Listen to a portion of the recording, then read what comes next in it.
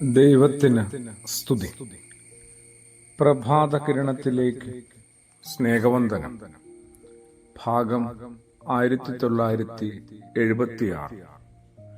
ഇന്ന് മെയ് മാസം 29 ഈ ആണ്ടിലെ 149 ദിവസത്തിലെത്തി.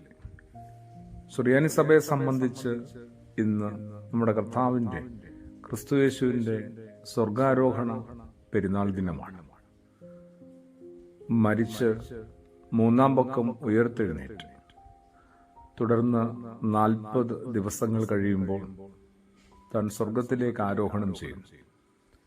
സുവിശേഷങ്ങളുടെ അവസാന ഭാഗത്തും വിശുദ്ധനായ ലൂക്കോസ് സുവിശേഷകൻ രചിച്ച അപ്പോസ്തല പ്രവൃത്തികൾ എന്ന പുസ്തകത്തിന്റെ ആദ്യ അധ്യായത്തിലും സ്വർഗാരോഹണത്തെക്കുറിച്ച് കാര്യമായ വിവരണമുണ്ട്.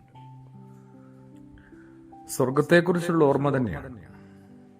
അത് തൽക്കാലം അവിടെ നിർത്തിയാൽ അതിനു മുമ്പൊരു മരണം സംഭവിക്കുന്നുണ്ട്.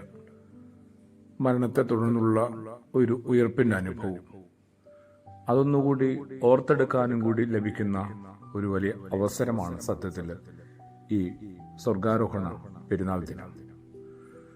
അത് ഒരു മരണവും അവിടെ നിന്ന് അതിലും വലിയൊരു മഹാത്ഭുതം, ഉയർപ്പും സംഭവിക്കുന്നുണ്ട്.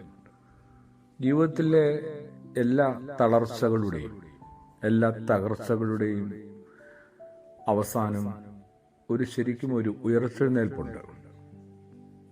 എല്ലാത്തിലും ചില പുതിയ സാധ്യതകളെ ഒന്ന് കണ്ടെത്താനായിട്ട് നമ്മളെ പ്രാപ്തനാക്കുന്ന ആളാണ് ക്രിസ്തുയേശു. എല്ലാത്തിലും ചില പുതിയ സാധ്യതകൾ അവശേഷിച്ചിട്ടുണ്ട്.